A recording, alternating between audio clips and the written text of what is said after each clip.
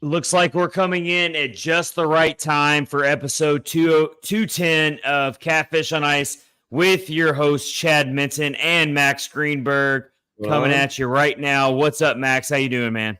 Not too bad, not too bad. Just got the game on TV as well. Just here, multitasking.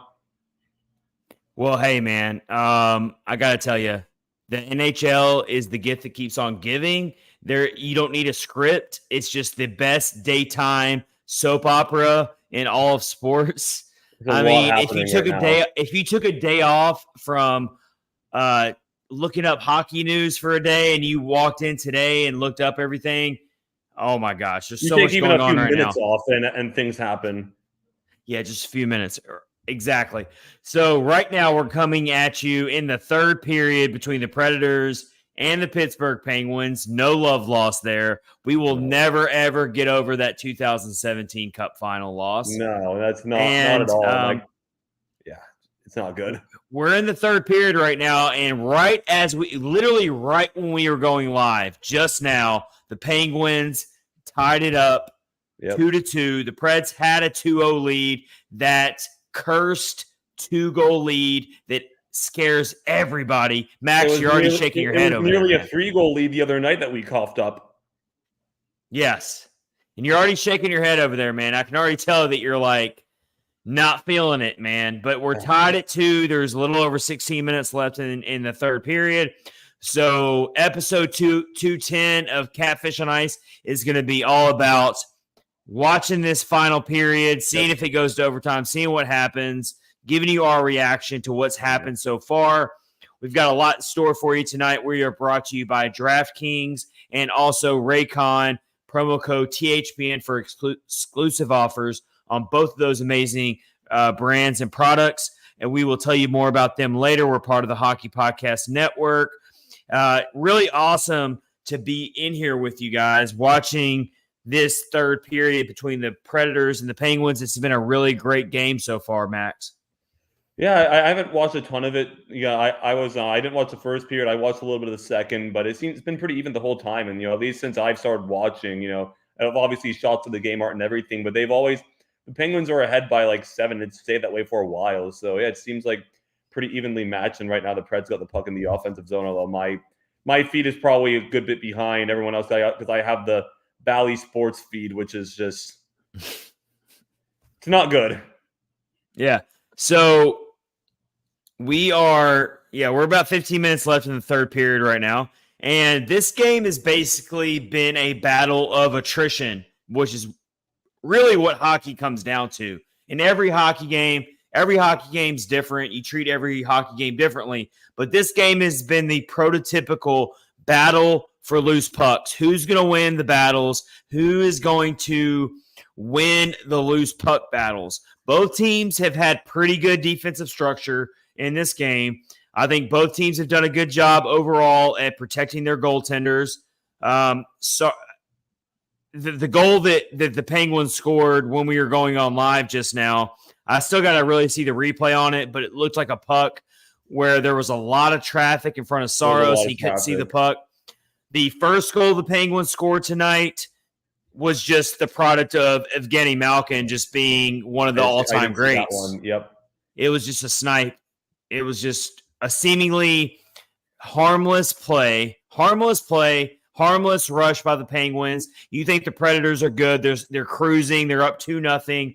And Malkin comes cruising into the zone off a drop pass and just snipes pings it right past Saros. I believe it was. Yes. Yep. You're exactly right, Max.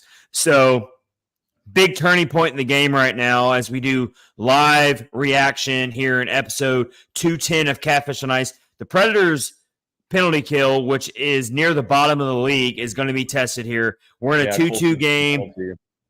Cole Smith goes to the box. Got to kill this penalty off. That's a penalty killer too, so that's not great. Yes. And you're riding a 5-game winning streak right now. Everyone's feeling good about themselves. Things are feeling great. You jump out to a 2-0 lead in this game, and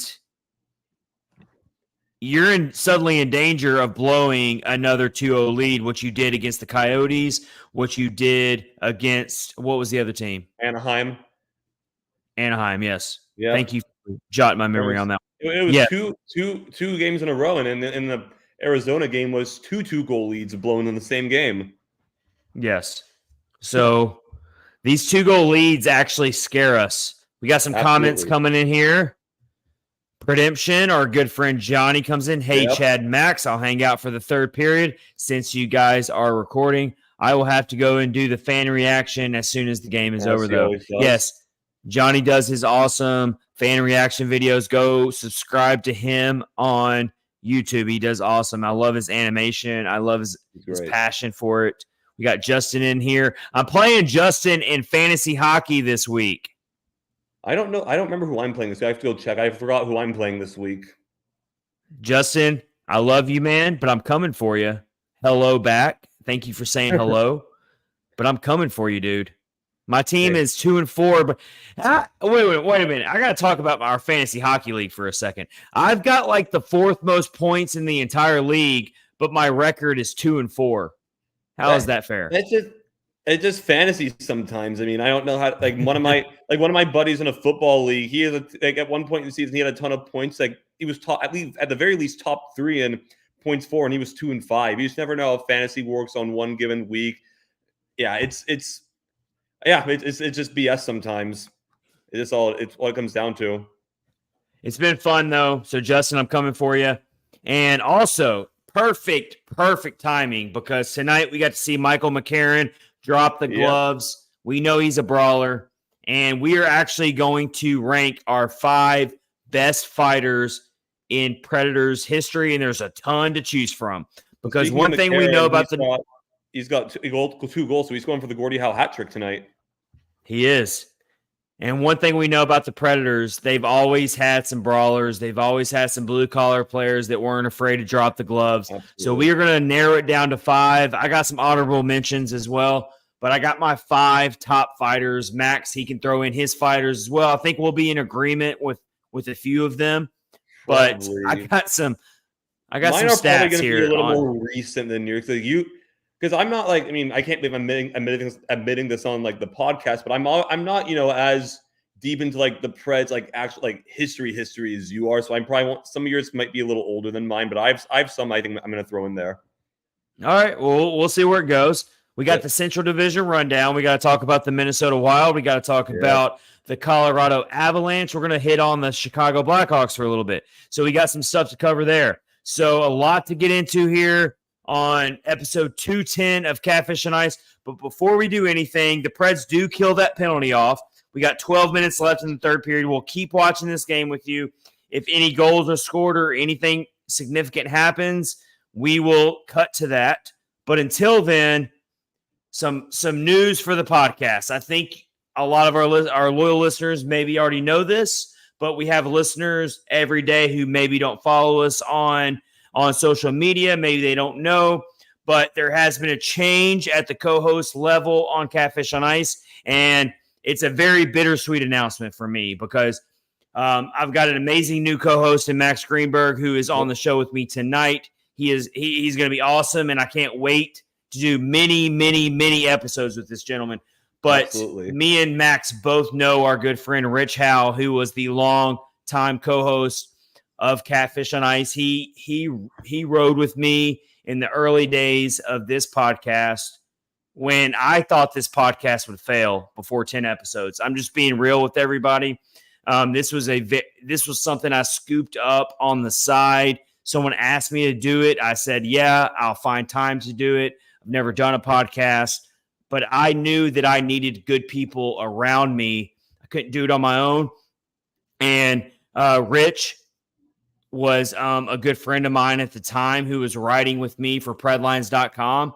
Yep. And he didn't know anything about podcasting either. Me and him both, and our good friend Colin Bluen at the time, who also jumped on with us. It was a trio of us. We jumped on and learned as we went and got better as we went. But Rich stuck out with me through over 200 episodes, and He's still going to be with the podcast in the future, but he had to step away. You know, we all have busy lives. We all have things going on.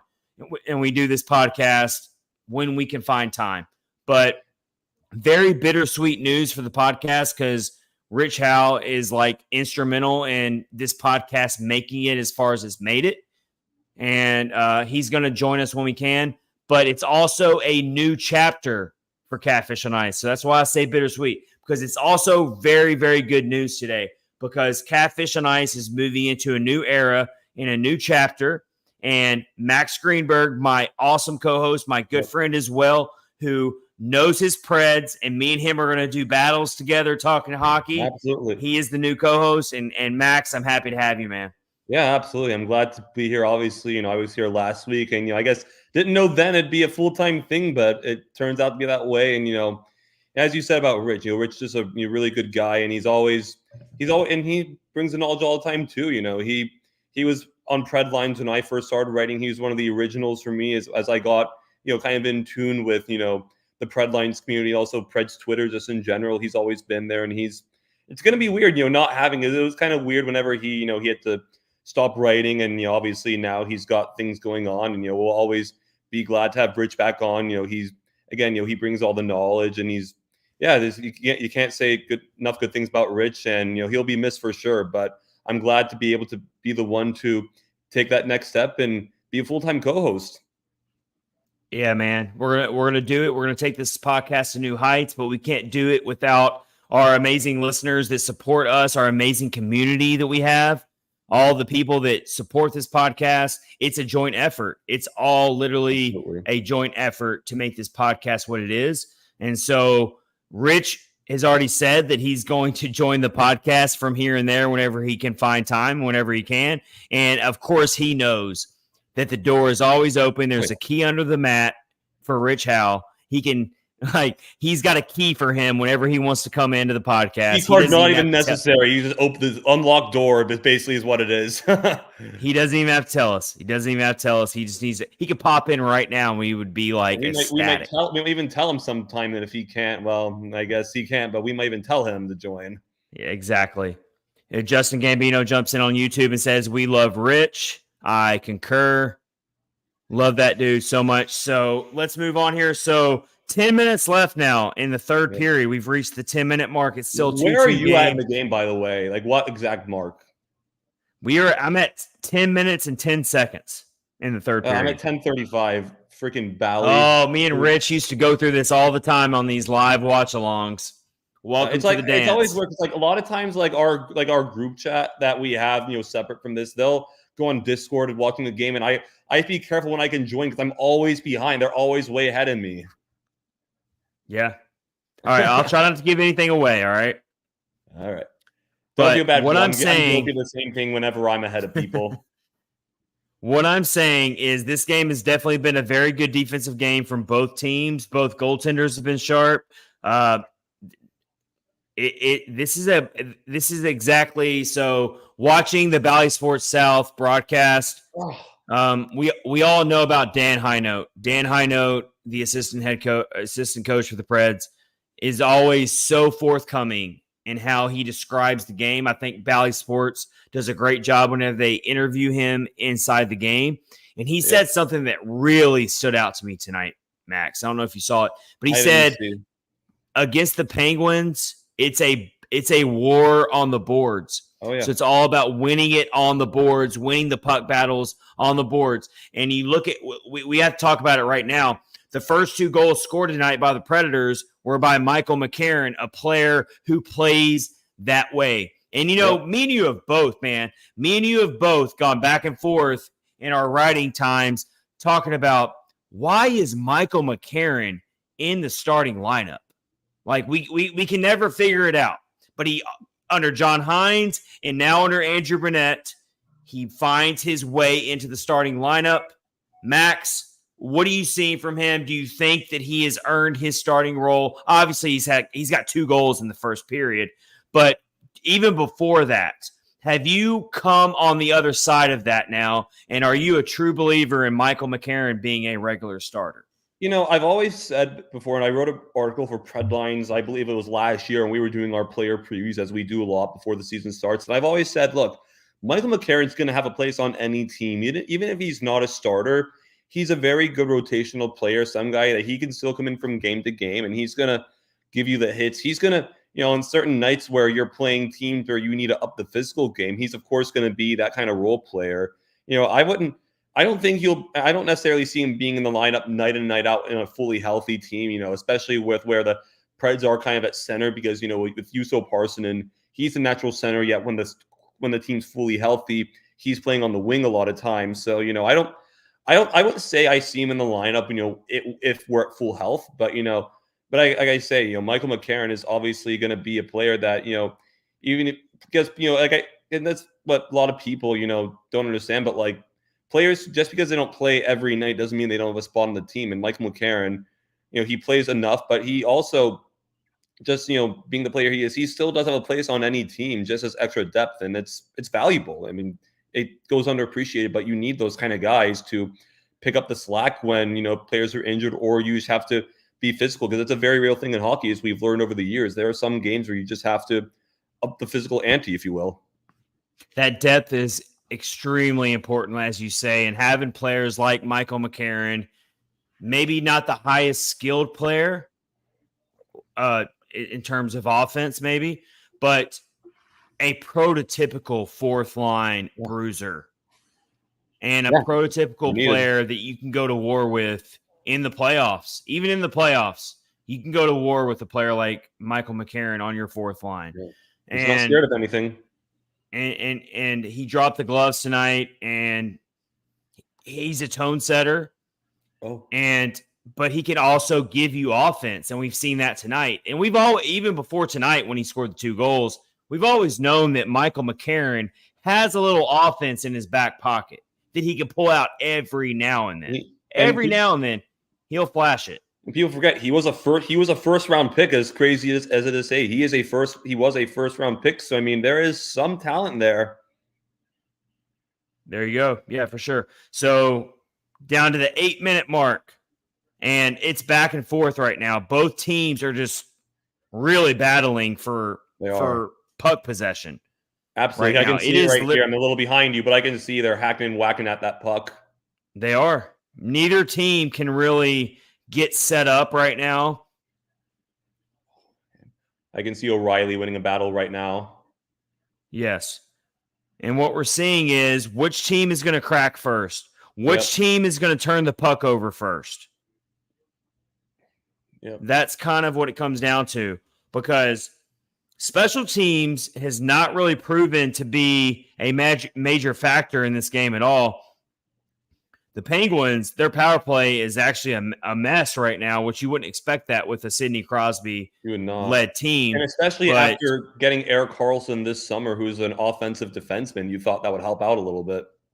Yeah, going into this game, the Penguins had not scored a power play goal in 7 games, which is pretty amazing to think about.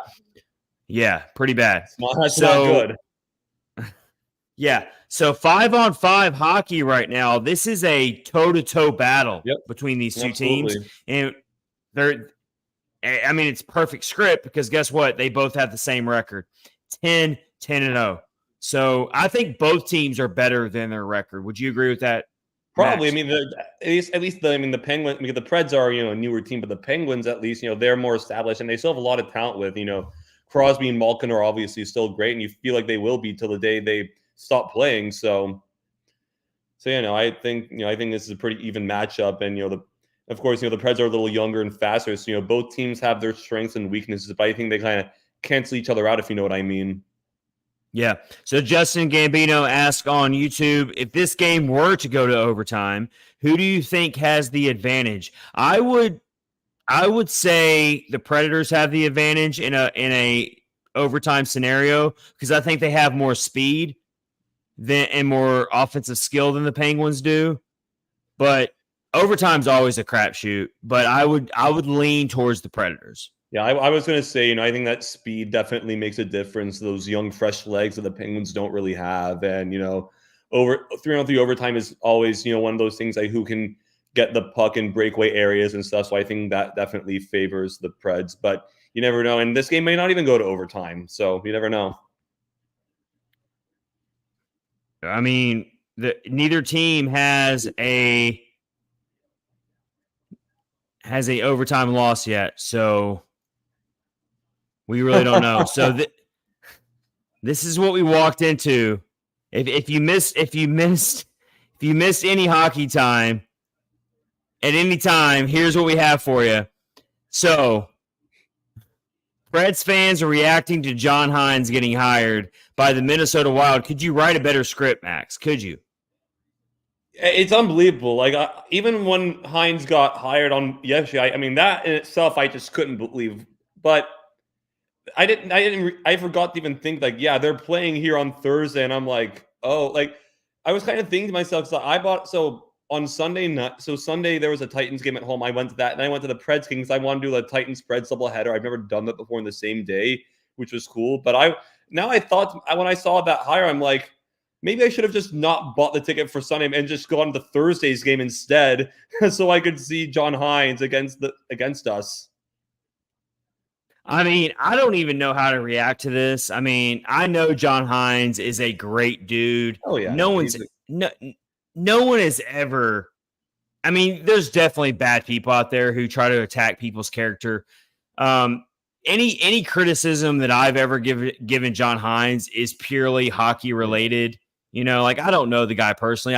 All I've heard is positive. No player said a bad thing about him. No, all I've ever heard about John Hynes is that he's a great guy, and I believe in all that, and I think he is a great guy. But when it comes to his coaching and all that, and just purely hockey related, we're going to talk about it a little bit later in the Central Division rundown, but I cannot understand for the life of me why the Minnesota Wild would bring on John Hynes at this point in the season, other than they're looking for stability right now. They're looking for a head coach to come into the locker room and just calm everything down. And they've pretty much just given up on the season. I mean, that's all I can figure out. The Wild seem, honestly, with where the Wild are right now and them just hiring Hynes, it very much seems like they're at the point where we were 4 years ago when we fired Laviolette. They're an extremely disappointing year. That's a good point. They know the cup window is really coming to an end. You know, I always thought the Wild, their cup window was kind of dwindling. I didn't think it'd be this bad, of course, but I always thought, you know, they're kind of getting close to that point where they might need to call it quits. And, you know, I think, you know, this season, you know, certainly, if anything is shown, maybe they should completely blow it up. But, you know, with hiring Hynes, like, yeah, you got the calming presence, of course, but like, where's your upside really at with that? You know, I don't see, for a team that has, you know, Kirill Kaprizov and needs a guy like that to lead a big offensive surge game by game. I don't, you know, see that I don't see that helping them that much. So, I mean, yeah, I mean, maybe it'll calm things down a little bit, but I don't know. I mean, like I say, I think their upside is significantly capped with that hire. Yeah, I mean, for me, it's a weird thing for me because we're going to talk about it in the Central Division rundown, but the Minnesota Wild a lot of people predicted, including myself, that they were going to have a little bit of a down year, and they were very hard to figure out. But I saw plenty of predictions out there that still had them as the third place team in the Central Division. I think I was one of those people. Yeah. So they're a major disappointment. They're arguably the biggest disappointment in the NHL right now. I can't think of maybe besides Edmonton. I can't really think of although Edmonton might be ahead of them now.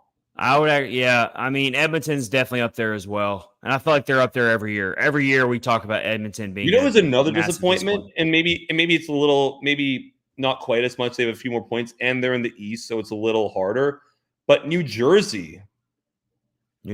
Yes, no one's talking about that because they're the darlings. They're the media darlings of the league, the New Jersey Devils. They're the young, fun team, and they're stumbling. Jack Hughes, but yeah, and again, it's the Eastern Conference, but they're even behind Philadelphia. Yeah, I mean, following the Predators and stuff, we don't follow the Eastern Conference as closely, but yeah, the Flyers have definitely been better, outperformed their expectations so far. Yeah. Very early, obviously. But yeah, the Devils, that's a good team to bring up there in terms of talking about disappointing teams right now. You would probably say the Wild, the Devils for sure, and the Oilers. Those three teams I would put them say for in a sure. class on their own.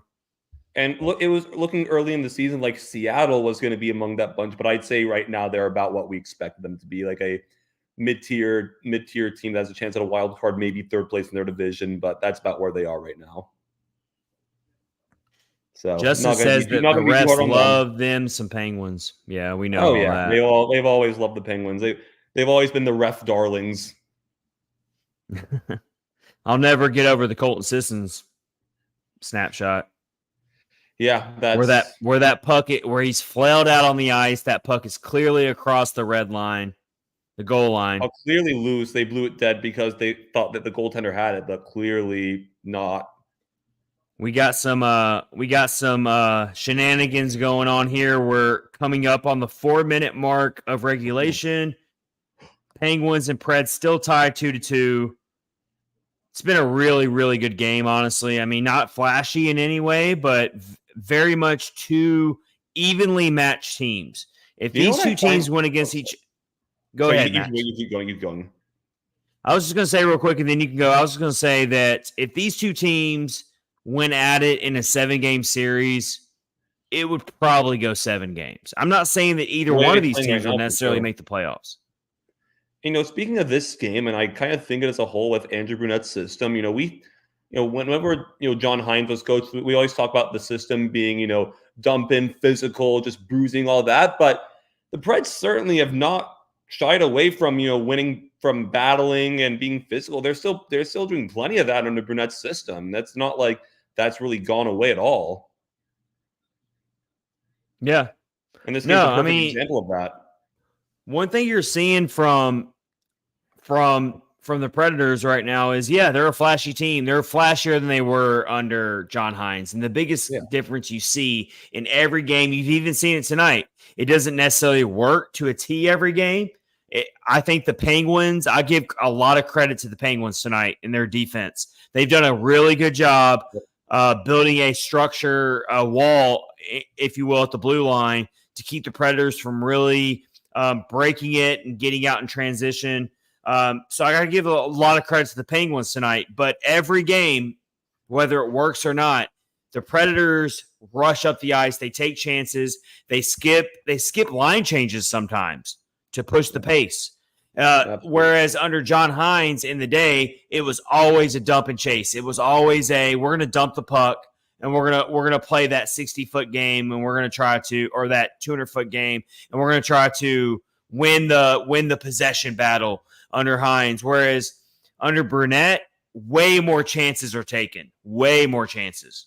I think the Preds are even way better at the 200-foot game under Brunette than they were under Hynes, because you would always see with Hynes, they couldn't score goals. They didn't have enough in their system to be able to do all the flashy stuff that Brunette has. But they also struggled with teams who had speed because they were too busy trying to be physical. But Brunette, it's more emphasis on speed and truly playing that 200-foot game, skating all across the ice.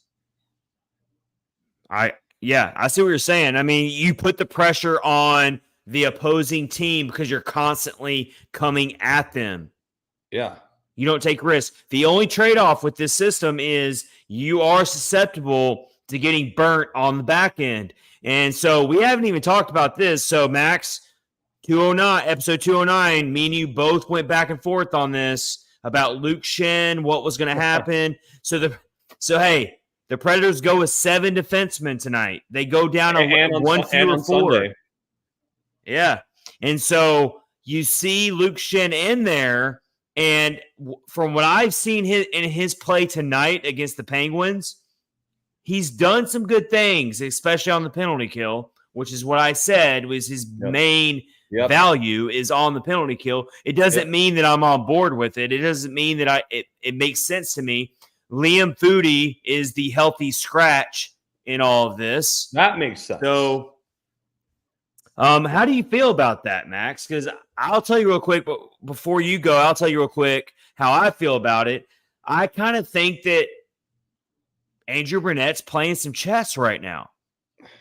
I think, I think, like I kind of kept saying a lot on Tuesday, I think it's definitely kind of reflective of, him being in that trial and error phase, trying to see what works and what doesn't. I never thought he'd go back to a McDonough Yossi just because, they're both left-handed defensemen. Although I would say that pairing's been very good. It's also weird that he's putting Barry and Fabro on a pair. They're both right-handed defensemen. I don't know what that doesn't make a ton of sense, but as far as goes with Schenn, after Sunday, I kind of thought, not gonna lie, I kind of thought he was done because he had a turnover and that led to a Jets goal, and then he didn't play the rest of the game. And, I definitely would still sit him. I don't think 7 defensemen and 11 forwards is going to be necessarily sustainable going forward because you still need your offense to be there, and that's definitely part of Andrew Brunette's system. And I said a second ago, I don't have a problem with not playing Foodie because he hasn't really done much. He's shown a few flashes here and there, but hasn't truly done a lot to warrant a night in and night out spot. And I guess I could see him getting waived, as I accidentally said a second ago, but I could see that happening because if the Preds need him, especially when Cody Glass and Tommy Novak come back, if they need to make room. But I guess I would still say my opinion is not totally changed. I'd still prefer for Schenn to be the odd man out because he definitely is slower than these other guys, and his performance has certainly been the worst out of all of them so far. So I would definitely think the other guys, if there's any one guy I would take out of the lineup, it's probably Barry, because he's had a few mistakes this year, and I wouldn't say he's done a ton to really show that he should be in versus Fabro and Carrier. They played better, but yeah, I think it's definitely some experimenting Brunette's doing a little bit, but I guess I would still prefer for Schenn to be the odd man out on a nightly basis if it came, because the Preds won't, like I say, the Preds won't do 7 defensemen forever. Yeah, I mean, I think what Brunette's doing right now is he's definitely testing all the pieces. He's testing all the puzzle pieces to see what fits, and you can get away with that in game 20. Yeah, in game 20 you can do that. He has time, and he's riding a 5-game winning streak, so yeah, he can still keep doing this. Once we get to the later second half of the season, let's hope that, assuming injuries come together and let's say Novak and Glass get back in the lineup, that eventually Brunette can figure out, this is my preferred lineup every night if there's not an injury. If there's not an injury, because if you're pushing for the playoffs, if you really want to make the playoffs, which, I mean, I know there's a lot of people out there who are team tank. They want to tank, and I understand that. I'm not on that team. I never will be, but I respect people who are on that team. I get it. But either way, I don't want to get into that can of worms right now. But what I'm saying is this team clearly wants to win. They think they can win. Barry Trotz went out and did what he did in the offseason if he doesn't think they can win in the playoffs. So if you're going to – eventually, Brunette's going to have to figure out who is his playoff lineup. But we're way so far away from that I think it's okay for him right now to be experimenting. Yeah, and I think, we're kind of seeing – I mean, of course, it's going to change when, Novak and Glass get healthy. But we're already seeing that he's starting to kind of figure out these forward lines a little. It seems like he likes that top line of Forsberg, O'Reilly, Nyquist, and, Sherwood and Evangelista looked like they're pretty much penciled in as the second line wingers no matter what. I mean, anything can change, but, Brunette's definitely, I think Brunette's starting to, figure out a little bit with the forwards. And I think the defense have been pretty stable. Of course, Schenn hadn't been healthy for hardly any of the year, but, like I've kept saying, and we'll probably say many more times on this podcast until it almost beats a dead horse. Trial and error is so much part of it, but you would hope that like by January, he has it pretty much figured out, because that's about the time where you're like, okay, you've had enough time to kind of figure out your puzzle pieces. In January is about where I'm going to be like, we can't do the constant lineup shuffling. But the forwards, he's already kind of starting to show that he's figuring it out a little bit more. Yeah. So we are heading to overtime between the Predators and the Penguins. You just saw Philip Tomasino nearly beat the pad of Tristan Jarry. And that's another player on the other side of this ad read. I want to talk about Tomasino a little bit with you, Max. I feel like we really have to really dissect what he has done. But before we get to that, and before we continue on into overtime between the Preds and the Penguins on this watch-along reaction episode 210 of Catfish on Ice, let's tell you about DraftKings and the current offer. Bet the action on the ice with DraftKings Sportsbook with all the hockey action. We are recording on a Tuesday right now. I had to think about that for a second. The days run together, especially coming after Thanksgiving. But let's really look into the upcoming matchups for the NHL right now. And it's just going so fast and furious. So looking at Wednesday, we've got the Montreal Canadiens at the Columbus Blue Jackets. You got the Blue Jackets as a slight favorite right there. You got the Red Wings taking on the Rangers. That's going to be fun. And we know about the Red Wings news, Max. Patrick Kane. Yep. Whoa. That's going to be a really good game. Two really good teams so far this year. And it's on TNT, so nationally televised. Not even sure if Patrick Kane will be available for that game, but either way. Not. And then it's a really short Wednesday night slate. So if you're downloading this podcast on Wednesday morning and you're on your drive into work this morning, that's your NHL slate. You've also got the Capitals at the LA Kings. The LA Kings are ripping through people right now, as we would expect. Yep. No, they're the Kings are a good team. Kings are the heavy favorites at home against the Capitals. Oh my God, Forsberg! What happened? That's a bang. That's a bang, people. Yes. Forsberg continues his tear. Wow. We got a review, though. That defense. He made it look effortless. We got a review. Is it being reviewed? Yeah, I see the refs reviewing it. It says final overtime. Uh-oh. I see Forsberg's raising his stick up. Oh, yeah. Penguins. Oh, yeah. Mike Sullivan is yelling at somebody. But the Penguins players are going down the tunnel. It's over. It's over, folks. Okay, good. Forsberg's season continues. So guess what I said? I said recently that, oh, my gosh, that's so close. That's a crazy play. I don't know what the Penguins were upset about. I'm trying to figure it out here. Walking down. Mike Sullivan's not happy about something, but I see him walking down the tunnel. Look at that speed. Look at that speed by Forsberg, y'all. Hey, my prediction last week of Forsberg breaking that 84-point total is still looking good, even though it's looking really good. Even though it's still way off.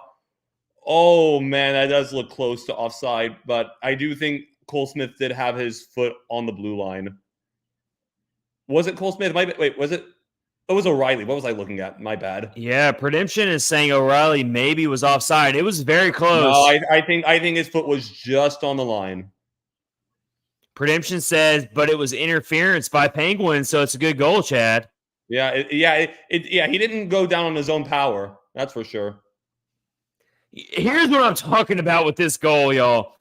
Offsides or not, Forsberg in that speed, have we ever seen him play that way? So this is how we know Philip Forsberg in his entire career. He's got a great wrister. He can score on the power play. If you feed him, if you can find him in the right areas, absolutely he can score. In the right high danger areas.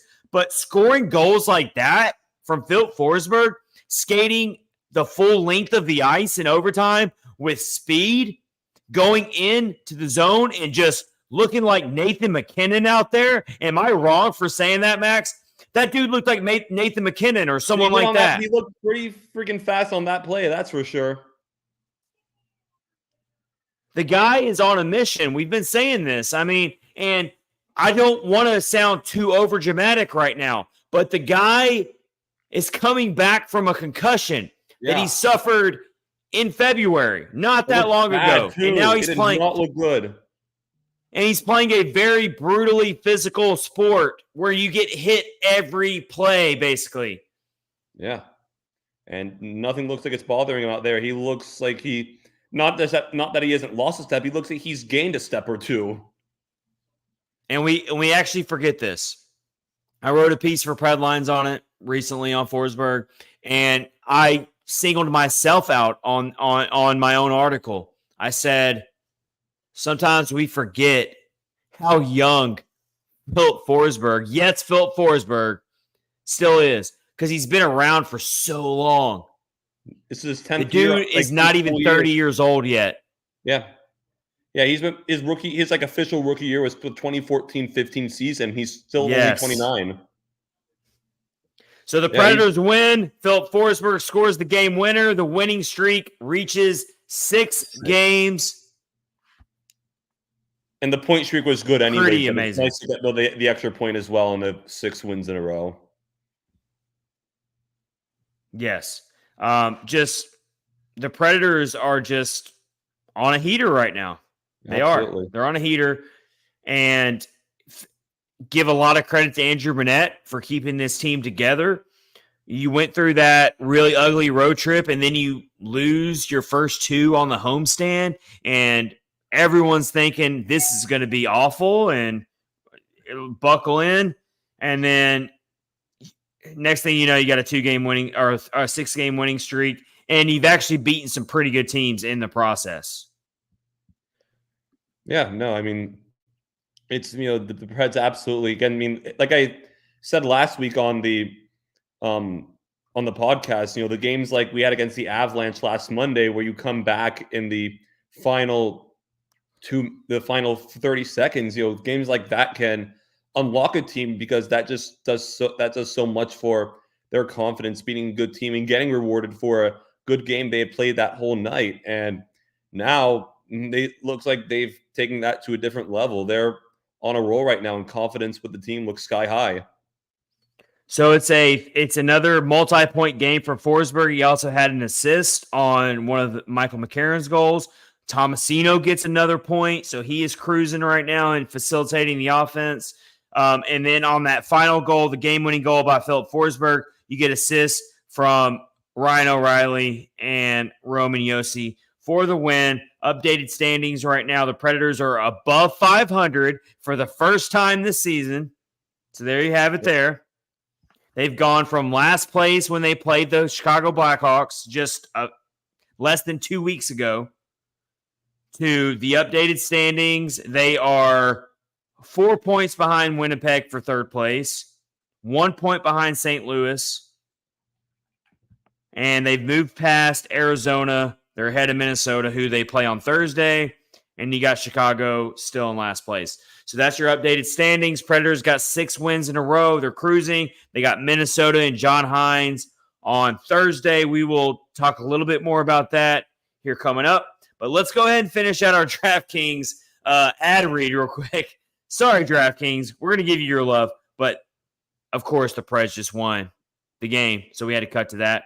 All right, so we just gave you our matchups for Wednesday on the DraftKings Sportsbook app. Let's tell you about the offer right now. Download the app now and use code THPN. New customers can get $150 instantly in bonus bets for betting just $5 on hockey. That's code THPN only on DraftKings Sportsbook, an official sports betting partner of the NHL. The crown is yours. Bonus bets expire 168 hours after issuance. Gambling problem? Call 1-800-GAMBLER or visit www.1800gambler.net in New York. Call 877-78-HOPENY or text HOPENY. That's 467-369. In Connecticut, help is available for problem gambling. Call 888-789-7777 or visit ccpg.org. Please play responsibly on behalf of Boot Hill Casino and Resort. 21 plus, age varies by jurisdiction. Void in Ontario. Bonus bets expire 168 hours after issuance. See dkng.com/hockey for eligibility and deposit restrictions, terms, and responsible gaming resources. NHL and the NHL Shield are registered trademarks of the National Hockey League. Copyright NHL 2023, all rights reserved. All right, so Preds win. Let's move along. So let's get into our thoughts on John Hynes. Let's move into that. You got it scrolling about at the bottom of the screen there. John Hynes is the new head coach of the Minnesota Wild. The Minnesota Wild have moved on from their embattled head coach, Dean Evenson. And I know if you're a Wild fan right now, you got to be shell-shocked. You were not expecting to go through a head coaching change at game 20. And you've got some superstars on this team that you don't want to see their windows wasted, including Kirill Kaprizov and a few other players. But the more you look at the Minnesota Wild roster right now, they're not built to win right now. They're not. And yeah, I mean, I think they're kind of in the spot that we were years, just just kind of just stuck in the middle, not being, good enough to win, but also not being bad enough to get a high pick. And, it's just, and then hiring Hynes, I don't think people think, Hynes is a lot of people think, Hynes is like a dumpster fire head coach, but, I would say, I guess, the best way I can describe Hynes from his time in Nashville is he seems like a very streaky coach, and streaky enough where it's like, he's not going to give you like the true consistency over a season, and it's going to kind of keep you because it feels like he starts off either start or end a year, either start a year really bad or really good, but then end the year the exact opposite way. I mean, because I don't really know how else to describe it, but I do think this move pretty much ensures that the Wild are going to be kind of. I think it's a safe. I think for them, for the Minnesota Wild right now, I think that they're in a position where we always joke about recycled head coaches in the NHL. That's the running joke that the NHL is the best at just recycling head coaches, and that's kind of how people look at John Hynes. They look at him as a recycled head coach. He's not a great head coach. He's not a Stanley Cup caliber amazing head coach, but he is one of those head coaches or one of those types of coaches that will always have a chance to get a job somewhere whenever a team is in desperate need to get somebody to come in and just stabilize the locker room. Yeah. And so that's how I see this. And so going into this Thursday, our next game, Predators are going to be carrying a 6-game winning streak as John Hynes comes to Bridgestone Arena, just like so weird. Like no one expected this, First of all, I really hope that fellow Predators fans show a little class and don't boo the man. I don't want to see Hynes getting booed. He's not that. I mean, rarely are people like that, but especially I don't want to see Hynes getting booed. I'm full agreement there. I do not. I don't think there will be a lot of boos. There might be a few here and there, but there's a time and a place. I will be very, very disappointed in our fan base if there is an overwhelming ring of boos that you can actually hear on they certainly think it's a broadcast. Chance. I hate to say it, but I'm kind of expecting it, unfortunately. Because I can promise you that if it's loud enough to be noticeable, it will make its way to social media. Oh yeah, and hockey 100%. Twitter. And 100%. I don't want our fan base being known for booing a guy who maybe wasn't the best head coach, but at the same time, the guy did care about this franchise. Absolutely. And he was a really good player. Absolutely. And he was a good players coach. He was a very good players coach. The players loved playing for him. We just didn't, like you say all the time, Max, we didn't like his playing style, and it didn't match. Right. You can put all that aside, but the man himself is a good dude. He was good for the community. I really appreciated watching his coaching style behind the scenes when the NHL Network did the Behind the Glass series before last season. I did too. I thought he was really fun to listen to. I didn't think he was the right head coach for the franchise necessarily, but he definitely does not deserve any type of booze from the home crowd.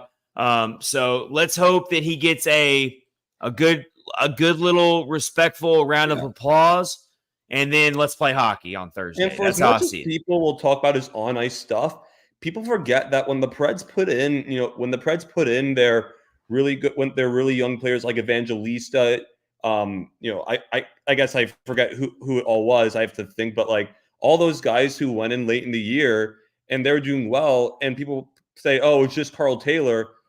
You don't want to give Hynes at least a little bit of credit if he's this terrible head Afanasiev coach. got back in the lineup. Afanasiev played for a little bit. John Hynes is, and you guys, and I'm even kind of stealing words from you guys from when you guys talked about us on the podcast last year. If John Hynes is that truly terrible of a head coach, those guys are going to come into the league in their first few games and have no idea what they're doing.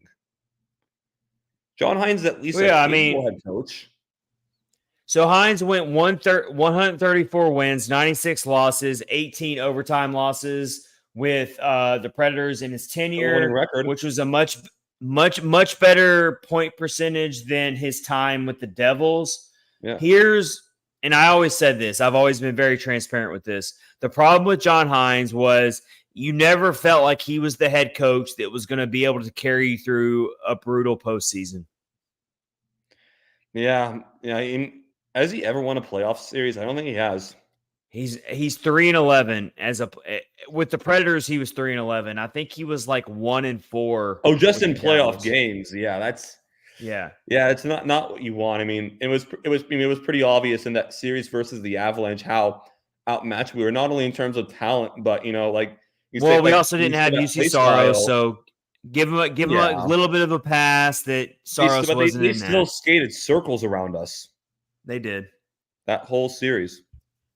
Yeah, it wasn't so close. I think from the Wild's perspective, it's just I think it's a safe pick, and they don't want to go out in the middle of a season and take a chance on a young blood head coach that doesn't have any experience.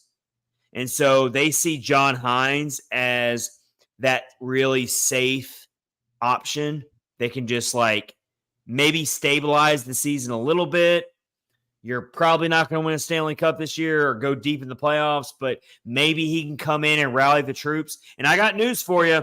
I got news for all of us. We're all happy and tagging hands right now because we got a 6-game winning streak. You're a sports fan, Max. You watch sports, you watch football, you watch hockey, you watch all that. Anytime a team in any sport makes a coaching change, that team comes out rallied. They come out ready, whether it's they're ticked off, chip on their shoulder, whatever it is. I'm telling you right now, the Predators not only better make sure that they're ready to play on Thursday, but they better be ready to play a complete game, because if they don't, if they come out lackadaisical or they come out in that first period in cruise control, they not only could they lose to the Wild on Thursday, and I'm calling it right now, they could get ran out of the building. I'm just telling you right now, these are human beings, and those players for that Minnesota Wild team right now, they're taking all this in right now. They're ticked off. They got a new head coach right now that they might not be happy about. And the Predators on the other end are winning. They've won 6 in a row. So the Predators better come out as the team that's ticked off. Yeah, because if not, the Wild are going to come in and run circles around them. And don't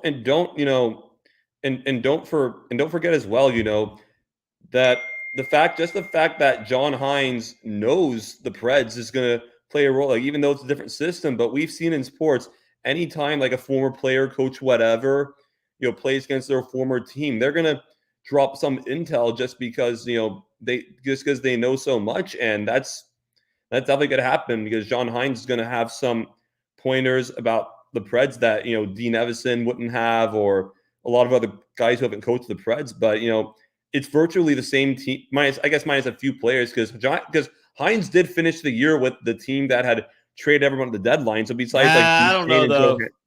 The Preds are a much different team, though.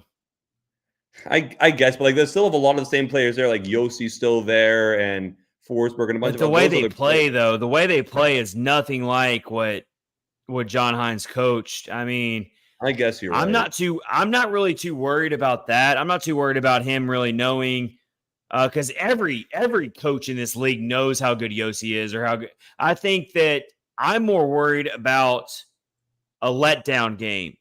You're riding a That makes 6-game sense. winning streak. It's human nature. It's human nature. These are all humans. It's human nature. You're riding a 6-game winning streak that maybe I still see this team in the way Brunette's rallying his troops right now. I don't see this as the type of team that's going to just like stroll in on Thursday because they've won 6 in a row and just take the Wild for granted. I don't see this team that way. All I'm saying is that is the one thing that kind of worries me about this John Hynes reunion is that I think the Wild are going to come in extremely pissed off, and it's a division matchup. They're going to be out to prove something, and they're definitely not going to take this game off. So the Predators better make sure they don't take this game off either. Otherwise, they will get ran out of the building. You're playing an NHL quality team that's underperforming their expectations right now. So be ready. This game worries me, man. Thursday worries me. And just another thing also is just like the fact that Preds have won 6 in a row, and obviously they got momentum, but at some point the law of averages have to play out. I mean, the Preds aren't just going to win every game for the rest of the season. At some point here or there. They're not? I thought they were, Max. All right, well, I wish I could believe that much. But no, I mean, seriously, the Preds, they're going to – you got to think sometime within the next week or so, they're going to lose one of these games because winning streaks don't typically last more than like 5 or 6 games if they're even that long in hockey. Well, let's go ahead and stop the count today, Max, because according to Justin, the Preds are officially in a playoff spot after starting 5-10. Hey, maybe they'll keep winning more just because I said they're not. Let's hope that happens. No, let's just cancel the rest of the season. The Preds are in the playoffs. Exactly. All right. Wild card magic. All right. So we're getting ready for the John Hynes reunion on Thursday. I'm officially kind of worried about it. So if you remember in the last episode, we discussed what we thought was going to happen in the upcoming homestand. And Max, give me a little credit here. I like my ego stroked a little bit every now and then. Yep. I said the Predators were going to go 4-1 over the next 5 after that Avalanche game. They could still go 4-1. There's one game left to play, and that's against the Wild. But I said they were going to go 4-1-0, but I said they were going to lose to the Jets. Well, guess what? They beat the Jets. And I'll get a little bit. I feel pretty good. And I'll get a little bit of ego stroke here too. On that same podcast, I said that game against Calgary, it was going to be a 4-2 Preds win. And guess what happened? Tyson Barrie made a mistake at the end that secured the 4-2 win. It would have been 4-1, but because Barrie must have known, I said Preds are going to win 4-2. He's like, you know what? He must have watched for us and said, you know what? I got to make this prediction right. And they came through. So the Preds ended up winning 4-2. Tyson Barrie's a good dude. I think he did that for you, man. Absolutely. That was a good prediction on your part, man. But yeah, so good mojo going on right now, but I am a little worried about Thursday. I hate to say it, but I am. But either way, it definitely makes sense to worry. Either way, let's move on. We're about to rank our best fighters in Preds history, and we're going to do the Central Division rundown. Before we do that, let's tell you about our last sponsor. That is Raycon, which is let's tell you about Raycon. All of their wireless products, all of their tech gear, everything they have is the perfect holiday gift for you right now. So right now, it is the chaotic holiday season. Black Friday has already passed. If you're anything like me, you wait till the last minute to get all your shopping done.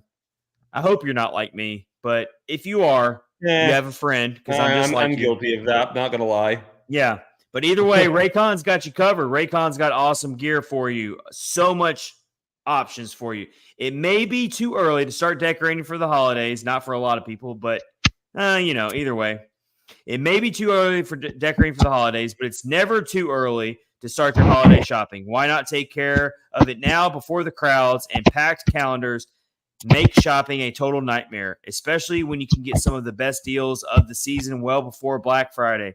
You can shop Raycon products right now and save up to 50% off because their early Friday sale is going on now. You've heard me talk about Raycon's products before with all of their awesome gear, their water filters, their wireless earbuds, their wireless speakers. Everything they sell is just high quality and the best. Raycon first made a name for themselves in the audio space with products like their everyday earbuds, known for delivering high quality and thoughtful features like a 32-hour battery life and a perfect in-ear fit for all-day wear and lasting comfort. And this past year, they expanded their entire business with the introduction of Raycon Home and Raycon PowerTech. So for me, the best thing that I think they have out of their newest products is definitely their faucet filter, ultra filters, the water in your tap against chlorine and heavy metals. It's a must-have for ensuring the water you use to wash your face and brush your teeth is, actually clean. Raycon is known for delivering high quality and thoughtful features at half the price of other premium tech brands. It's no wonder their products have racked up tens of thousands of 5-star reviews. To get everyone in the holiday shopping spirit a bit early, Raycon is currently offering 20% off everything on their site, with select products up to 50% off. So beat the crowds and save now. Trust me, you do not want to miss out on Raycon's current sales. Hurry now to buy raycon.com/THPN to get 20 to 50% off statewide. That's buyraycon.com/THPN to score up to 50% off Raycon products. Buy raycon.com/THPN. Raycon has amazing products. We appreciate them being a sponsor of the podcast. All right, Max, top fighters in Preds history. About to put mine on the screen at the bottom. Yep. Without further ado, there's my top 5 right there. It's Cody actually McLeod. a lot more similar than I thought it was going to be. But I think 1 and 2 is going to be controversial. I will say your number 5. I didn't know if you were going to put him on there at all because he played so little with the Preds, but that was exactly what I was thinking for number 5. Cody McLeod was a beast. Absolutely, he didn't play. That's all he long, did. though. That's all he was out there for. Pretty much.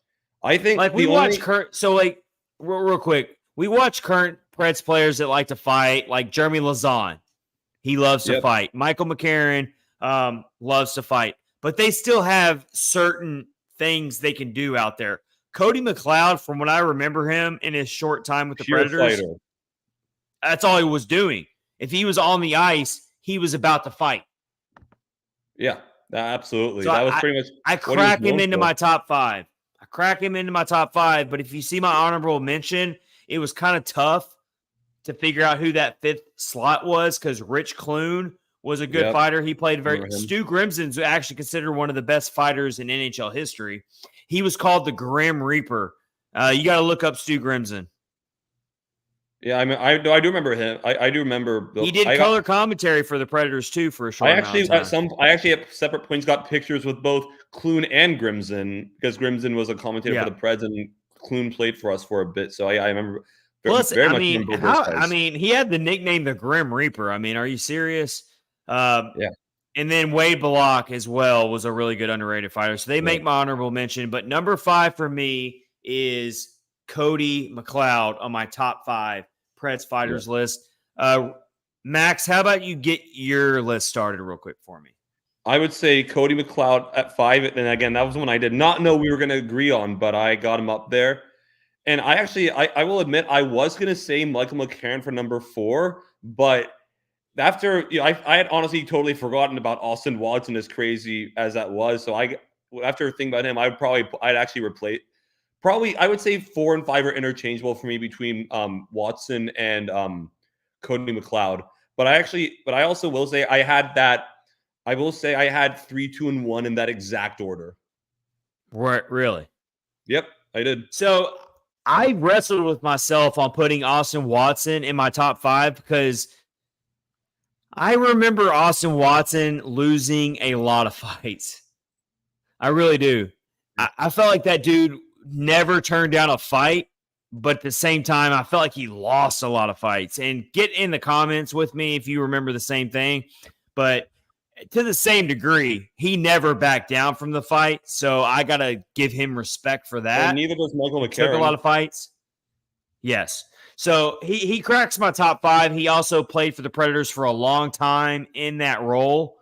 He carried and I don't know if you remember, I know it's not necessarily fighting, but Austin Watson would block shots left and right. That dude literally threw his body on the line every game he played, every shift. He was a human just wrecking ball, just to stop pucks. Way, and like making hits too, like all over. So he comes in at number 4. I'm honestly surprised that McCarron's not even in your honorable mentions. I am a little surprised at that. He hasn't. He doesn't fight that much though. I guess I think he fights more than he actually does. I don't know, but I thought for sure you would have him on that honorable mentions. I'm a little bit surprised he's not on there. I mean, I could have thrown him in there. You're right. He's worth an honorable mention. I just didn't put him in there. Yeah. He just doesn't fight a lot. When he does fight, it's always real. Like we saw him fight tonight. Yep. When he does fight, it's always really exciting because, I mean, you're talking about he's big enough to be a basketball player. I mean, especially on skates. The dude is like a tower. So obviously when he fights and he drops the gloves, and tonight's fight against the Penguins, I mean, that was like a boxing match. I mean, they both dropped the gloves and sized each other up for a while. And so I've got some stats here for my next few fighters on my list. So first, let me go to Watson real quick, who's my number 4 fighter in Preds history. So I used hockeyfights.com, which is a great website. They actually they score every fight in every NHL game.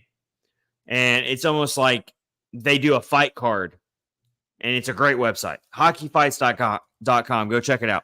But so for Austin Watson, he took 14 fights for the Preds in the 2016-17 season, which was that team that eventually went on to the Stanley Cup final.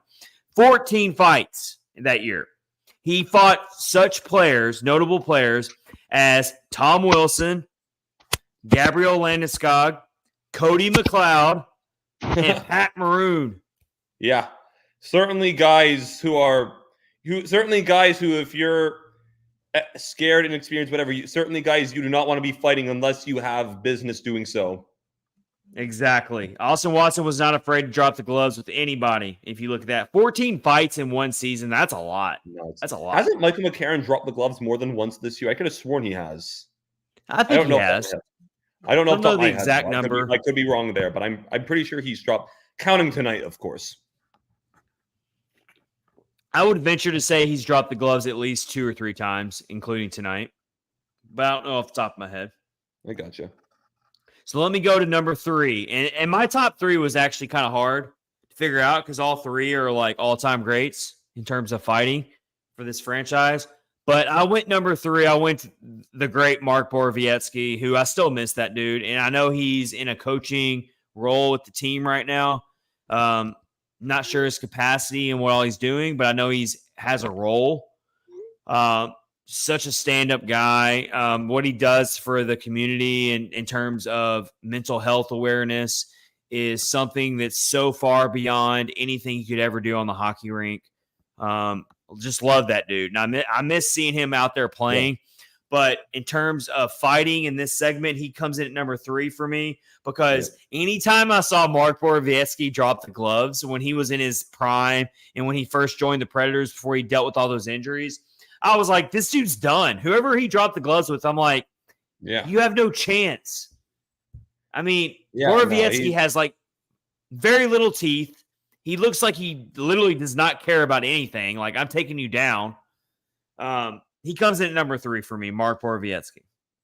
Yeah, I guess maybe I'm biased, from watching him being on my team and stuff, but it very much felt with Borowiecki's fights, more so than anyone else, it very much felt like he did it to like stick up for his team more than instead of just instigating. Because like you said about Borowiecki, off the ice, you would never know he's a fighter with the kind of guy he is. Just what, like you said, what he does in the community and also coaching for the team now. But he would drop the gloves when he had to, and he was out there to protect his team, and he would certainly do that. He was one of those guys that you could just lean on. Yeah. Justin Gambino gets a good honorable mention in here. He wasn't here for long, but Matthew Olivier was a great fighter. Original Herdline member. That's a really good honorable mention submission there. Yeah. Love that one, Justin. Very good one. And then Mike Twitter jumps in and says, Watson fought for the right reasons, at least for the good of the team and defense of his teammates. I do remember that. Watson would always stick up for his teammates if there was like if it was a borderline hit, a dirty hit, whatever. And then Justin also says, I agree on Watson. Yeah, when it comes to some of the things, he did lose a lot of fights. Let's just call it like it is. Watson lost a lot of fights, but he still makes number 4 for me. As long as you're fighting, though, that's what matters. All right, top 2, I feel like it's pretty clear cut for this franchise. I think most Predators fans would agree with our top 2 here. But my number 2, and I wrestled with myself on who to be number 1, who to be number 2. But let's start with Tanner Jeannot. Tanner Jeannot is my number 2. I really wanted to make him number 1, but I just couldn't do it. Tanner Jeannot is number 2 for me. Best fighters in Preds history, because Jeannot was one of those guys that just, I mean, if you step up against Jeannot, you better be ready to fight. I can't tell you how many times that players actually backed down from Jeannot. They were like, I don't want to fight you. Yeah, and with the amount of hits he made, you couldn't be, again, that's one of those other players you couldn't fight without having business doing so. It seemed like nobody was ever that dumb to, instigate with him, because he really was that intimidating. I mean, I don't think he ever did, but he would have fought Tom Wilson if he ever had to. He wouldn't care. Oh, for sure. Oh yeah, definitely. And he might have after he's been on the Lightning, but I honestly don't know. There was definitely players. I remember watching games where Jeannot wanted to fight. He was pushing it. He was pushing the buttons, and guys would step down and not drop the gloves with him. I'll never forget the first game he ever played for us, where he when he hit John Klingberg and sent him flying. I'm like, oh my god, this guy is who's crazy. This Jeannot guy? Who's this Jeannot guy? Like, this is going to be that kind of guy. I was like, goodness, what is going on here? And to this day, that trade to the Lightning. So I live down here in Tampa area, and I can tell you right now, I have plenty of friends who are Lightning fans, and they love Jeannot just as much as we do. Oh yeah. I mean, he's a prototypical hockey fan's dream player to cheer for. He plays the game the right way. He's a hard skater. He's starting to finally find his place with the Tampa Bay Lightning right now. If you follow the Tampa Bay Lightning down here and you see what they're doing as a team right now, who they're playing very well as well right now. But he's starting to find his place with the Tampa Bay Lightning, just as he did with the Predators. And I know that breaks the hearts of Predators fans to hear that, but because we love Jeannot so much, but let that dude flourish somewhere else. And I think he's going to do some really great things as a member of the Lightning. And I think in time, that trade is, as much as everyone thought the Lightning got fleeced because they gave away so many draft picks for Tanner Jeannot, I actually think that trade can end up being one of those trades that works out great for both teams. Yeah. And I still think that any Preds fan who says they wouldn't have taken that trade is definitely lying to themselves, because who wouldn't? I would have taken, with the season Jeannot was having last year, I would have taken 1 first for him, or 2nd through 5th round picks. And the fact that we got all of that is crazy. I mean, that's still a trade I take in a heartbeat. All the love for Jeannot, I'll still be a fan favorite all the time. But unfortunately it's a business, and when you see deals like that for a guy like Jeannot, you got to take him and run with him. It shocked everybody when it happened, including myself. I mean, no one ever thought that. I literally saw a tweet. I can't remember who it was. It might have been Friedman or Cervalli. I don't remember who it was, but it was a pretty reputable source, and it said, literally, GMs in the league are stunned, like jaws on the floor. I'll never forget that tweet. Yeah, it was crazy. All right, let's go to our top fighter, at least for me personally, in Preds history. I don't think you're and going it to get is many the legend. there. Yeah, it's the legend, Jordan 2-2. I mean, the dude was very similar to Jeannot in a way. I compare them very closely, but 2-2 was the type of player that, I mean, he was out there to fight, but he also was a fast skater and he had energy. They're very similar, actually. They really were. They're very similar style players. But Jordan 2-2 had 116 career fights in the NHL and has the most penalty minutes in Preds history with 725, and he's going to hold that top spot for a very, very long time. No one active right now is even close to touching that record, and a lot of those penalty minutes are fighting majors.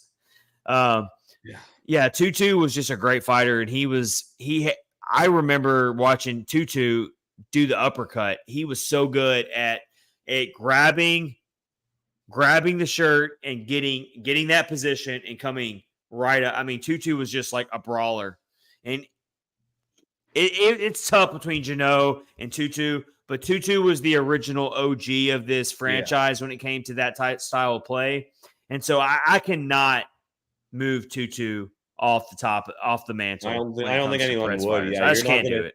Yeah, and honestly, there's really nothing you said that I could really add to. I mean, yeah, that's pretty much everything you said. 2-2 was the original fighter for the Preds, and yeah, just that was his MO all the time, and he won't get away from that.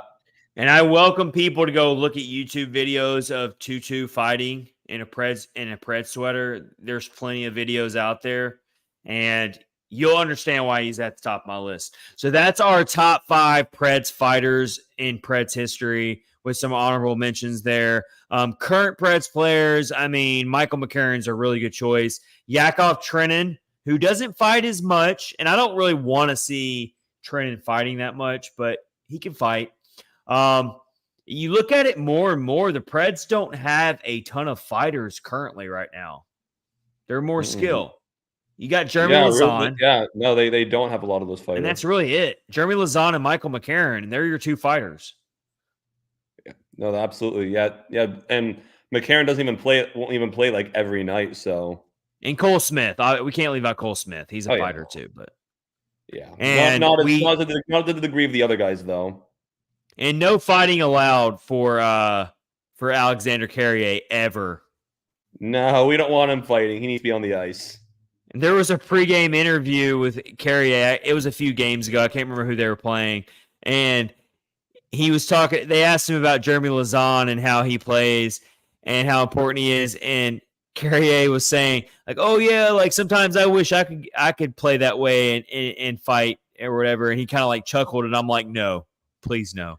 No, that's not your MO. You're a pure skill guy. We need to stay that way. Let Jeremy Lazan do all the fights. You stay out of that, please.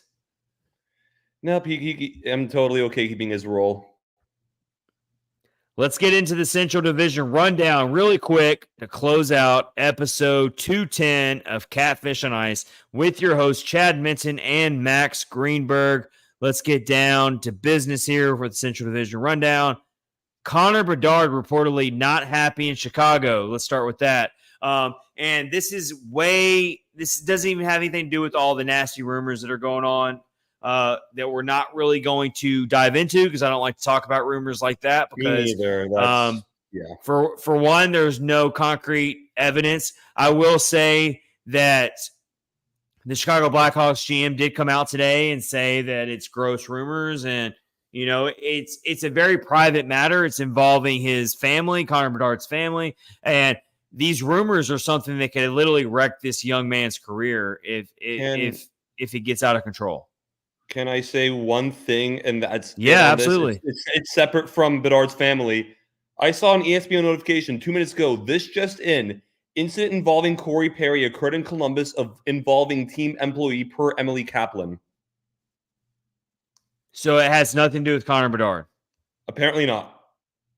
So this was some rumor that was started by some person who just wants clout, and Yeah. that's the downside to social media and Twitter and all of that, is that these bot accounts and these parody accounts can spread these rumors. And unfortunately, when it comes to something like this, it involves family, it involves a lot of jokes. And like, look, I like a good joke, I like to laugh. I'm not saying that I'm like a There's a fine prude or line. anything, but when you start involving family, and when you start involving someone literally the age of Connor Bedard, he's a young man. Like he's and you're involving 18. his family and his mother. I just think it's in bad taste, and it's just Yeah. sick. But And especially when you get to that's an environment like this where you want to give insightful analysis, we don't want to be talking about those rumors unless like we know they're true. But like especially when it comes to settings like this that are more serious, we want to we don't like to especially that we don't want to touch those topics. but also, even outside of all of that, even before all this rumor started like spreading like wildfire, um, there are reports out there, and they are just reports, and they could be Yeah. rumors as well. But there are reports that Connor Bedard is not actually happy within the way the Chicago Blackhawks front office and the team culture is being ran right now. So we can dive into that.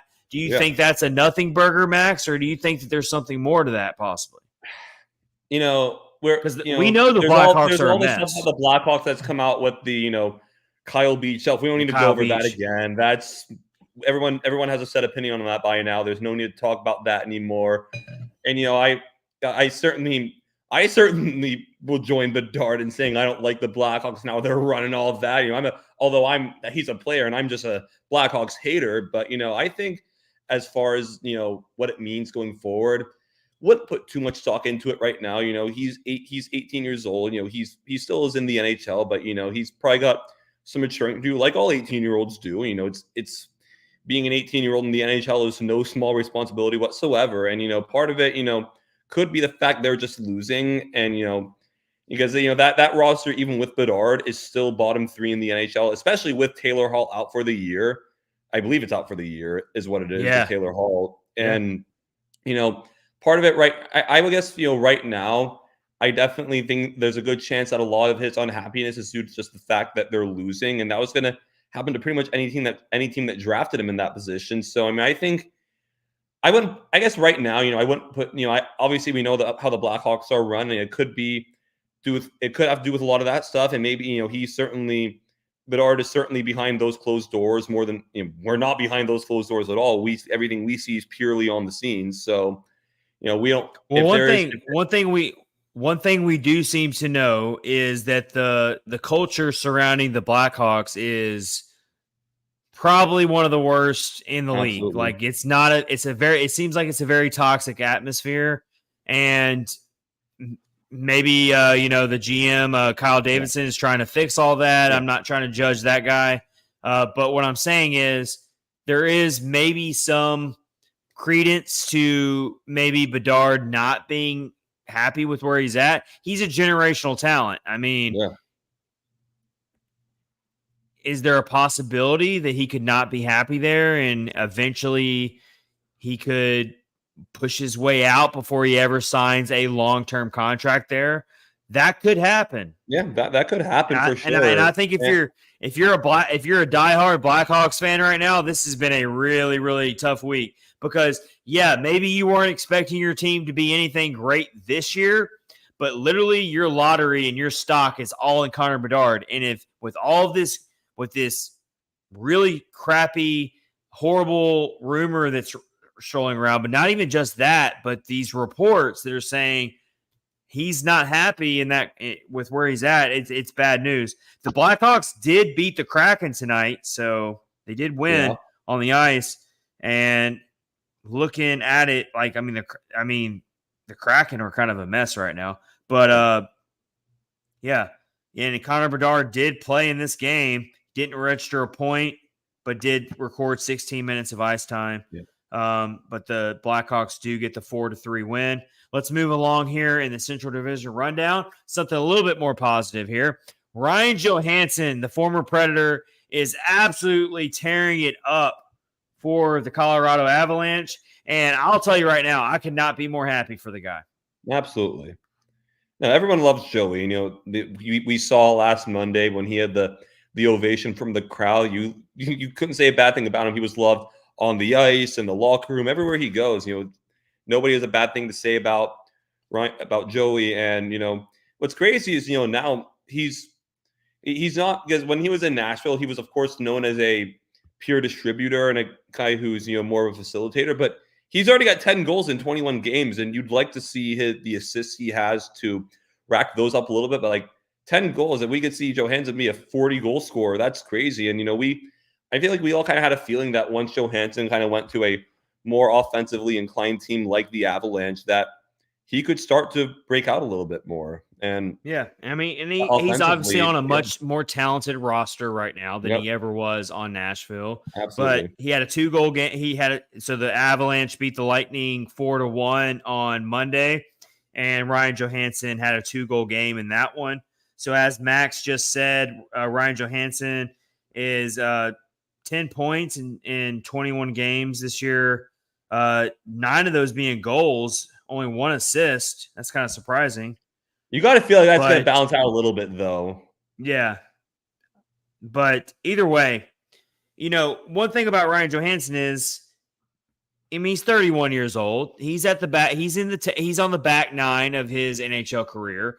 But the fact that he's still producing for a loaded Avalanche team, and also on top of that, he has a realistic chance to win a Stanley Cup, his first Stanley Cup with the Avalanche this year. You can't help but be happy for him, and he's a great guy. He never wanted to leave Nashville. He wanted to retire a Nashville Predator. Yeah, he'll always be a Nashville Predator. He'll always be a Nashville Predator. And people have to there's still a crowd of people that talks about oh, he was overpaid, he was a liability. But number one, don't blame him for that, because it's not, he accepted the contract, so that's not his fault. But he still made a lot of contributions to this team in that playoff run back in 2017. He was one of the biggest X factors, and you can't get mad at him for the contract that he was offered. And just in general, I always get mad whenever fans or anyone blame the players for those contracts. It's not the players who are just stealing the money. They're being offered the money by the front office. If you're offered a $10 million contract or whatever, you're going to take it no matter what you're doing. Yep, for sure. Yeah. So it's good to see him land in a good spot. If there's any former Predator that deserves a Stanley Cup, it's definitely Ryan Johansson. Absolutely. And the same goes for Matt Duchene with Dallas. Yeah. And so we're looking at 2 former Predators who enjoyed a lot of success with this franchise. Ryan Johansson more so than Matt Duchene. But they're both with perennial Stanley Cup contenders within the division, no less, which is really weird for Predators fans. But either way, both players are very upstanding and great people, and they both deserve Stanley Cups. So you look at both teams, the Stars and the Avalanche, that could be your Western Conference Championship final preview. So, yeah, but definitely happy for Ryan Johansson to see success. Great dude. So with that said, we've already touched on the Minnesota Wild being a huge disappointment in the league as part of our Central Division rundown. We're going to see the Wild on Thursday. That's the next game for the Predators. 6 wins in a row. Philip Forsberg scores the game winner in overtime tonight to beat the Pittsburgh Penguins 3-2. Oh, how sweet it is. And with that said, we are going to let you go here tonight on episode 210 of Catfish on Ice with your hosts, Chad Minton and Max Greenberg. We'll see you next time. Have a great night, everybody. See you later.